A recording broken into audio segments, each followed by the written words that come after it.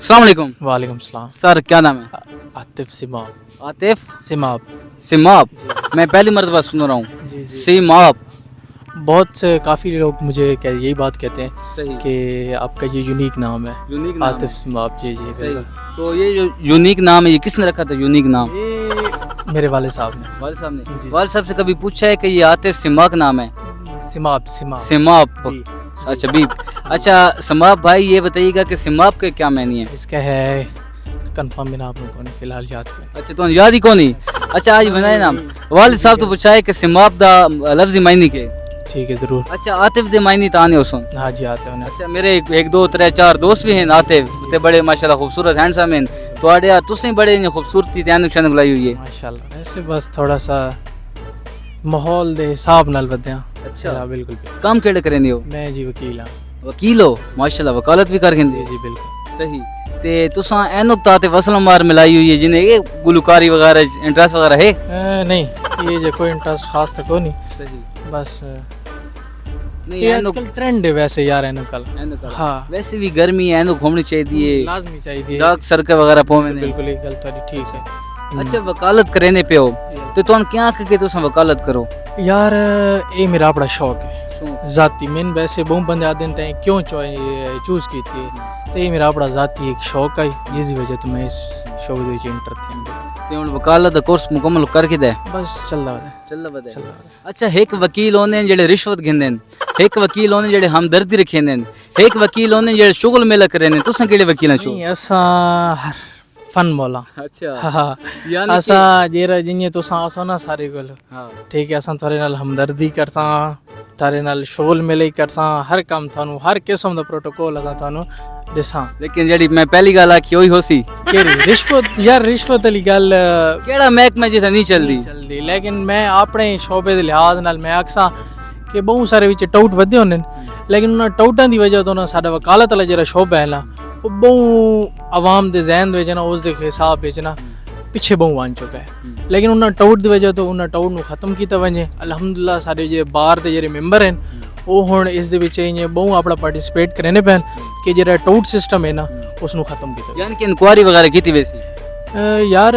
Inquiry अगे भी थींदी है ठीक है प्रॉपर वे नाल थींदी है लेकिन बस थोड़े जे विच ऐसे काम होने जिसदी वजह तो ना कि साडा शोबा ना थोड़ा डिस्टर्ब है थोड़ा जिहा डिस्टर्ब थियो है बस विच खास इद विच गल कोनी। अल्हम्दुलिल्लाह मैनू अपने उसते इतना है कॉन्फिडेंस ते इतना है कि मैं अल्हम्दुलिल्लाह ठीक शोबे च। अच्छा तुहाडा जेड़ा शोबा है वकालत है क्या आगे तुसां जज बनना चाहते हो कि सिर्फ वकील ही ठीक मैं है? वकालत करे जी। वकालत च ऐसी क्या खासियत है जो सिर्फ वकालत ही करे सो? वकालत दे विच बहुत सारी खूबियां तुसां अपनी एक वक्री पहचान रखी तुसां मैं अल्हम्दुलिल्लाह अपने खानदान दे विच ना पहला ऐसा वकील हां जेरा मैं इस मतलब शोबे दे विच गया ठीक है ते मैं गया ते मैं अल्हम्दुलिल्लाह बहुत सैटिस्फाई हां इस तो ते मैं इसनू अपनी ना वकालत नू जारी रखे कंटिन्यू करे सा पूरी जिंदगी। जुडिशरी पास फिलहाल तो मेरा ज़हन को नहीं ते अगू ते इनर हासिल। अच्छा जेड़े पहले तो तुहाडे रिश्तेदार दोस्त सहबाब घर दे जेड़े बंदे होने बड़ी मुखालफत करे ने तो बुरा भले याद याद कारू ने खटू ये वो जेले वा तुसां एक बंदा बन वेंदा है यानी कि अक्सर घरन छोंदा है रिश्तेदार वगैरह गल्ला वगैरह करे ने जेले वत लेवल बनदा है ते वत उन्हां दे बिहेवियर जेड़े बदल वेंदे कहीं ऐसे को डिठे? हाँ हुणियों तो मतलब कि मेरा हाले तो चलदा वदा है लेकिन हुणियों तो ना काफी पॉजिटिव चेंज में नजर आंदा पे ये अगे मतलब असां पढ़दे वदे से उन्हां दे याद आई तो सारा ना पढ़दे हो निखट्टू जेरी तुसां गल करंदे पे होना ये नॉर्मल हर फैमिली दे विच होंदा ही होंदा है यानी कि रिश्तेदार वगैरह भी तो नहीं तंग वगैरह करे ने या लाइक करे ने हन लेकिन हुण ऐसी गल कहंदे विच नजर फिलहाल नहीं यानी कि जिथे पहले वेंदे आए ते लोग इंजे मिलदे हन हुण जिथे वेसो तक रिस्पेक्ट सी पई प्रोटोकॉल दे नाल यानी कि लोग चढ़दे सूरत ते पुजा रहे हैं लाजमी ऐसा नहीं होना चाहिए कि होना चाहिए नहीं होना चाहिए यार एक बंदे दी अपनी रिस्पेक्ट है उस ओहदे दी रिस्पेक्ट नहीं होनी चाहिए एक बंदे दी अपनी वैल्यू होनी चाहिए कि यार उसनू किस हिसाब नाल असां रखना है उस हिसाब नाल ये तो नहीं भाई यार फलाना ओए इतना ऑफिसर है उसदी नौकरी है फलाना उसनू असां चाहत दिसां असां देते हैं यार मेरे फलाने वकील ने बड़ी तौलुकात हैं बड़ा चंगा बंदा हले कि एक मुलाकात ही नहीं होंदी यार होने तो नहीं चाहिए कि बंदा आके यार फलाना नाइस पर्सन है बड़ा अच्छा बंदा है बड़ा अच्छा लड़का है। बिल्कुल उसका अपना एक किरदार है यार अपनी पहचान रखे ने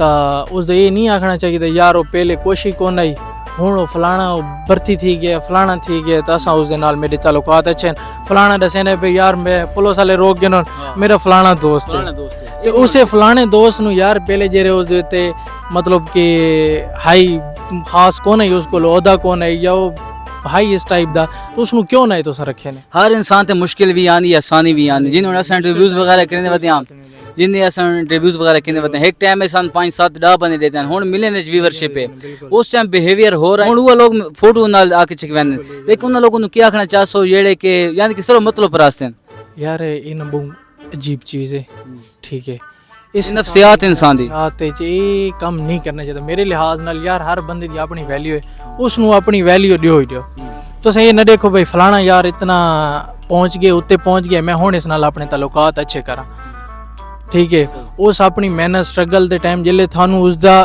थाडी लोड़ आई उसनु उस टाइम तो साथ रहता नहीं उसनु तुसा डिग्रेड करे ने यार तू हिन्ने वदा है ठीक मोटिवेट किता ने मोटिवेट करना असल एक बंदा यार चलो स्ट्रगल करे ना वदा है ना अगर उसनु मोटिवेट करे तो उसनु हौसला देसो ना वो शायद इथे है ना तो इथे पहुंचसी वो जेड़ा यानी कि जिगर है वो उत्ते पहुंचसी कि यार इसमें अप्रिशिएट कीता है ते अगर तुसा उसनु इथे वदा है ना तो उसनु तुसा मोटिवेट डीमोटिवेट कीता डिग्रेड कीता वो इथों दे इथे लगा अल्लाह तुसा कह तो यार तू टाइम वेस्ट करना वदा तू ये वो यानी कि तरह तरह दी बातां वा तू 4-5-6 महीने लंघसोन ते वा तू लोग अच्छे लगन लग वैसी हो यानी कि तो उस महफिल विच वेसो तो कहजो ये मेरा भाई है मेरा भतीजा है मेरा दोस्त है बिल्कुल ये गल कोई ऐसा एक शख्स जेड़ा तुम्हारे मुश्किल टाइम में साथ रहता होवे मेरा बड़ा भरा बड़ा भाई जी बिल्कुल उसमें ना मतलब फैमिली दा मेरा हर मेंबर में जेल वकालत वजन लगा हम ना तो मैंने फैमिली दा हर मेंबर आता है यार इस पासे ना लेकिन उसमें भरा है तेरा शौक है तो इस शौक नु पूरा कर उस मेरा सही इन ये बंदा आता है ना कि इस बंदे मेरा साथ रहता है